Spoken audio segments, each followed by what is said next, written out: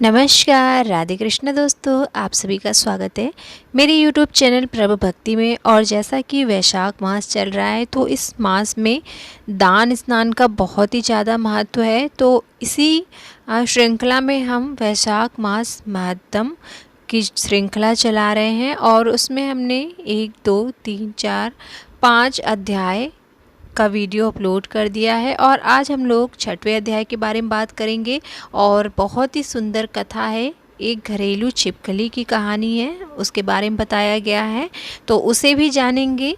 तो चलिए देर नहीं करते हैं, शुरू करते हैं आज का वीडियो। और सभी को पहले तो सुबह की राम राम, राधे राधे। हे राजा, जो व्यक्ति वैशाख महीने में अत्यधिक प्यासे और लंबी यात्रा से थके हुए लोगों को पानी नहीं पिलाता, वह पशु के रूप में जन्म लेता है। इस संबंध में वे निम्नलिखित पुरानी कहानी और एक ब्राह्मण और एक घरेलू छिपकली के बीच एक बहुत ही सुंदर अद्भुत संवाद का हवाला देते हैं। पूर्व में इक्ष्वाक के परिवार में हेमांग नाम का एक राजा था। वह ब्राह्मणों का हितैषी था। वह अत्यंत दानी था। उसने शत्रुओं पर विजय प्राप्त कर ली थी और सभी इंद्रियों को अपने वश में कर लिया था। जितनी पृथ्वी में कण है, जितनी जल की बूंदें हैं और जितने आकाश में तारे हैं, उतनी गायें उसने दान में दी थीं। सारी पृथ्वी प्रचुर मात्रा में कुश घास से शोभायमान हो गई, क्योंकि उनके यज्ञ समाप्त होने के बाद उन्होंने उन्हें इधर उधर बिखेर दिया था। उन्होंने कई ब्राह्मणों को गाय, भूमि, तिल के बीज, सोना और अन्य वस्तुओं के दान से संतुष्ट किया था। यह सर्वविदित है कि कोई भी धर्मार्थ उपहार उनके द्वारा नहीं दिया गया था। बेशक पानी ही एकमात्र ऐसी चीज़ थी जो उसने नहीं दी। हे राजा, क्योंकि उसने सोचा कि यह आसानी से उपलब्ध है, उन्हें ब्रह्मा के नेक पुत्र वशिष्ठ ने सलाह दी थी, फिर भी उन्होंने तर्क दिया, एक दाता क्या फल प्राप्त कर सकता है, एक मूल्यहीन चीज का दाता जो हर जगह उपलब्ध है। इस गलत धारणा और उसके समर्थन में तर्कों के साथ उन्होंने किसी भी ब्राह्मण को पानी नहीं दिया। उनका कथन स्पष्ट रूप से था, जो था उचित था। जो उपलब्ध नहीं है उसे देने में योग्यता होती है, जो उपलब्ध है उसे क्या देना। वह अंगों से वंचित ब्राह्मण, गरीब ब्राह्मणों और आजीविका के साधनों से वंचित लोगों की पूजा करता था। वह उन ब्राह्मणों की पूजा नहीं करता था जो वेदों के अच्छे जानकार थे, सत्य के ज्ञाता थे और जो ब्रह्मा की व्याख्या करते थे। सभी लोग प्रतिष्ठित व्यक्तियों की पूजा करेंगे, उन्हें भरपूर उपहार देंगे। असहाय लोगों की सहायता कौन करेगा? बिना विद्या वाले ब्राह्मण उन विकलांगों जिनके हाथ पैर नहीं है और जो गरीब है, इसलिए वे सहानुभूति के पात्र हैं। ऐसा सोचकर उसने अपनी इच्छा से कुछ धन अयोग्य व्यक्तियों को अपने गुरु के सहमति के बिना अर्पित कर दिया। इस महापाप के कारण राजा 3 जन्मों में चातक पक्षी, 1 जन्म में गिद्ध और 7 जन्मों में कुत्ता बन गया। बाद में उनका जन्म मिथिला के श्रुतिकीर्ति नामक राजा के घर में छिपकली के रूप में हुआ। हे राजा, वह कीड़ों को खाकर अपना गुजारा करता था। वह दुष्ट बुद्धि 87 वर्ष का भीतरी मकान की छत पर इसी प्रकार पड़ा रहता था। एक बार वेदों में पारंगत श्रुतदेव नामक एक उत्कृष्ट ऋषि दोपहर के समय विदेह के राजा के निवास पर आए। उसे देखकर राजा अत्यंत प्रसन्न हुआ। वह तुरंत उठे और मधु, पर्क तथा स्वागत सत्कार में दी गई अन्य वस्तुओं से उनका आदर सत्कार किया। जिस जल से उसने अपना भोजन धोया, उस जल को उसने अपने सिर पर छिड़का। सौभाग्य के रूप में घरेलू छिपकली पर भी कुछ बूंदें छिड़क की पड़ गई। छिपकली को तुरंत पिछले जन्म की याद आ जाती है। पूर्व जन्म की जो छिपकली पहले राजा थी, उसे अपने पिछले कर्म याद आने लगते हैं। पूर्व कर्मों को याद करके वह अत्यंत दुखी हो गया। उसने उस ब्राह्मण से जो उस निवास पर आए थे चिल्लाकर प्रार्थना की, मुझे बचाओ, मुझे बचाओ। निचले स्तर के प्राणी की आवाज़ सुनकर ब्राह्मण आश्चर्यचकित हो गया। उसने पूछा, हे छिपकली, तुम कहाँ से रो रही हो? किस कर्म ने तुम्हें इस स्थिति में पहुँचाया है? क्या आप देवता हैं, सामान्य मनुष्य हैं, राजा हैं या ब्राह्मण हैं? मुझे बताओ कि तुम कौन हो? हे परम धन्य, आज मैं तुम्हें छुड़ा लूँगा। इस प्रकार पूछे जाने पर राजा ने महान बुद्धि वाले श्रुतदेव से कहा, मैं इक्ष्वाकुस वंश में पैदा हुआ हूँ। मैं वेदों और धर्म ग्रंथों का विशेषज्ञ था। जितनी पृथ्वी में कण है, जितनी जल की बूंदें हैं, जितनी समुद्र आदि में हैं, जितनी आकाश में तारे हैं, मैंने उतनी गायें दान में दी हैं। सारे यज्ञ मेरे द्वारा संपन्न किए गए हैं। मैं सार्वजनिक उपयोगिता के कार्य किए, जैसे कि झीलें, कुएं खोदना आदि धर्मार्थ उपहार दिए गए और वैशाख महीने के लिए निर्धारित अनुष्ठान किए गए। फिर भी मैं उच्च पद के बदले कष्ट उठाने के लिए इस दयनीय स्थिति में पड़ गया हूँ। 3 बार मेरा जन्म चातक पक्षी के रूप में और 1 बार गिद्ध के रूप में हुआ। हे ब्राह्मण, इससे पहले मैं 7 बार कुत्ते के रूप में जन्म ले चुका था। आपके चरण धोने के बाद जैसे ही इस राजा ने जल अपने ऊपर छिड़का तो संयोगवश कुछ छींटे, कुछ बूंदें मेरे ऊपर गिर गई, जिससे मुझे पिछले जन्मों की याद आ गई। मेरे सारे पाप नष्ट हो गए। मुझे अभी घरेलू छिपकली के रूप में 28 जन्म लेने हैं। ऐसा प्रतीत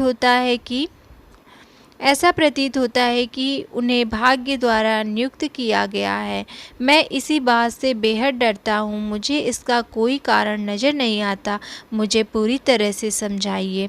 ऐसा कहने पर उस ऋषि ने अपनी पूर्ण ज्ञान दृष्टि से सब कुछ देखा और कहा, हे राजन, सुनो, मैं तुम्हें निम्न योनियों में जन्म लेने का कारण बताऊंगा।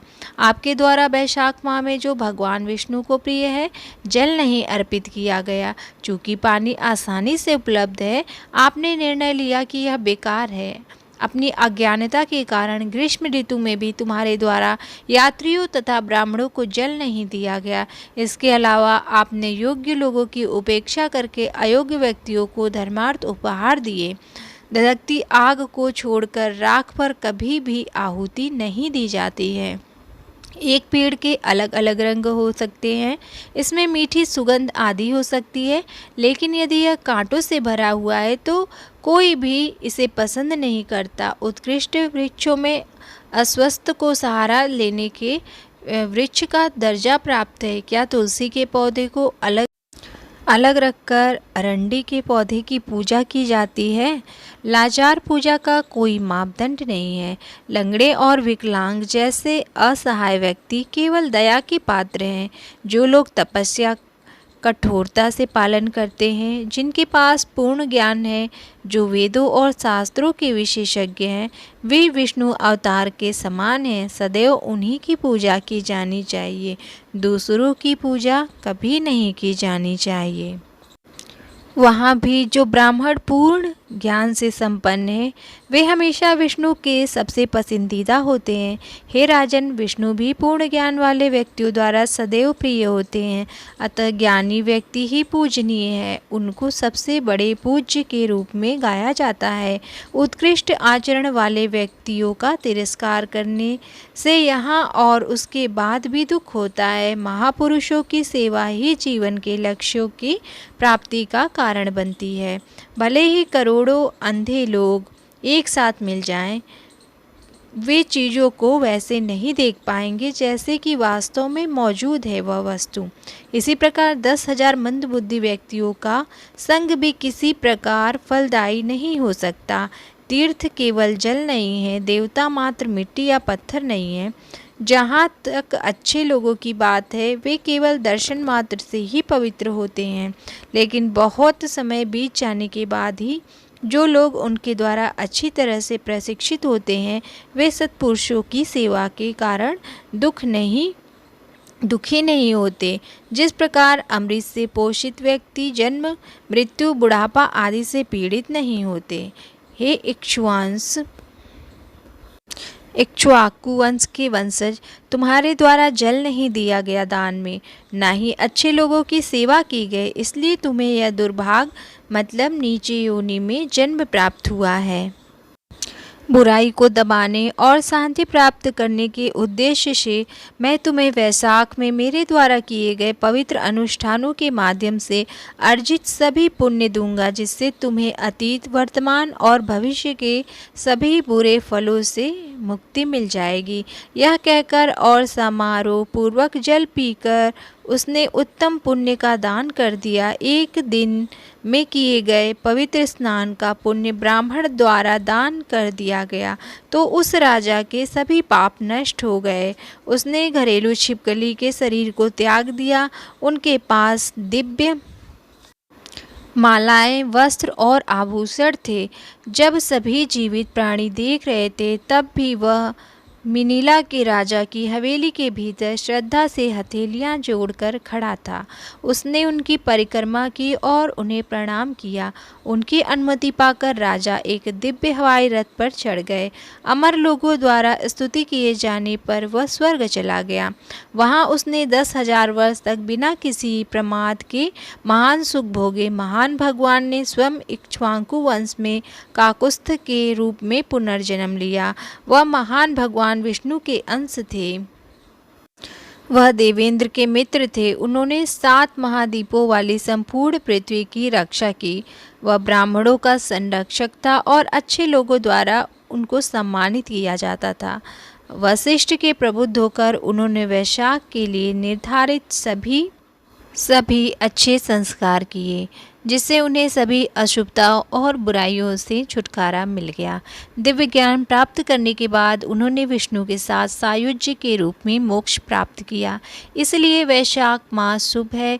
यदि अनुष्ठान सभी मनुष्यों द्वारा किया जाता है तो वैशाख दीर्घायु, प्रसिद्धि और समृद्धि प्रदान करता है। यह बड़े बड़े पापों का नाश करने वाला है। यह जीवन के सभी लक्ष्यों की प्राप्ति का कारण है। इससे विष्णु भगवान प्रसन्न होते हैं। वैशाख के महीने में बसंत ऋतु के दौरान चारों वर्णों के साथ साथ जीवन के चारों चरणों के सभी पुरुष देवता द्वारा महान पवित्र संस्कार किए जाते हैं। तो आई होप आपको ये कहानी अच्छी लगी होगी और कितना अच्छा बताया गया है कि जल का जो दान है उसका महत्व कितना ही ज़्यादा है। आप बड़े बड़े स्वर्ण आभूषण और बहुत सारे वस्तुएं आप दान कर दीजिए, लेकिन आप जल का दान जैसे कि राजा ने नहीं किया था तो उसे छिपकली योनि में जन्म लेना पड़ा।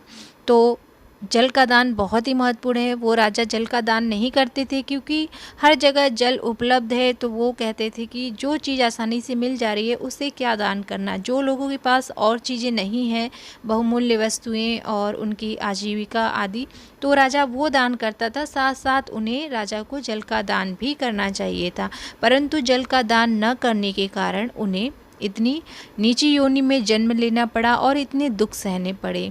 तो कहानी बहुत ही अच्छी थी और इसमें यही बताया गया है कि जल का दान बहुत ही महत्वपूर्ण है। आप बहुमूल्य चीज़ें, वस्तुएं दान करिए, पर साथ ही साथ अब जल का दान भी जरूर करें। तो कथा आपको पसंद आई होगी। मिलते हैं हम 7वें अध्याय के साथ नेक्स्ट वीडियो में। तब तक के लिए राधे राधे। और चैनल पे नए हैं तो चैनल को सब्सक्राइब, लाइक, शेयर ज़रूर करें और अपने व्यस्त समय में से थोड़ा सा समय निकाल कर वैशाख महात्म की कथा ज़रूर सुनें। राधे राधे। जय श्री हरि।